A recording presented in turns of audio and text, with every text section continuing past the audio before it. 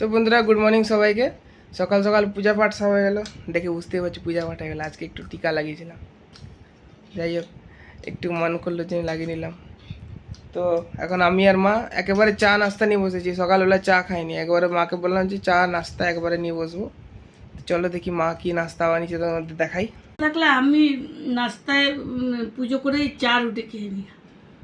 আজকে কি নাস্তা বানিয়েছে? আজকে তো চা রুটি নেই। আজকে তুই আছিস, উপমা বানালাম। আমার ফেভারিট জিনিস উপমা। আমিও নিয়েছি, এখানে মা চা নিয়েছে, আমিও চা নিয়েছি। দিদিভাই ভালো খায়, খুব সুন্দর লাগে উপমা দিয়ে চা। আর সকালে ভালো লাগে পোহা। সকালের বেস্ট নাস্তা এগুলো, পোহা হয়ে গেল, উপমা হয়ে গেল, হ্যাঁ কি না? রোজ রোজ রুটি ভালো লাগে না, তেলের পরোটা লুচি সকাল সকাল ওই খাওয়াই উচিত না ওগুলো। তো বন্ধুরা আজকে সানডে, আজকে কিছু স্পেশাল হতে চলেছে, তোমাদের দেখাবো দুপুরবেলায়। এখন তো কিছু বলবো না। দুনিয়ার সবজি এনেছে, সেগুলো আগে গুছা, পুরো ছড়ানো দেখতে দেখতে হয় বন্ধুদের। সবজি কি আমি গুজাতে পারি? বন্ধুদের দেখি কত তরকারি এনেছে, দেখেছি তো কিরকম ছড়ানো থাকে এর আগের ভিডিওতে। তো যাই হোক, তো মায়ের একটু ফোন এসে গেলো, মা কথা বলছে, দিদি ফোন করেছে।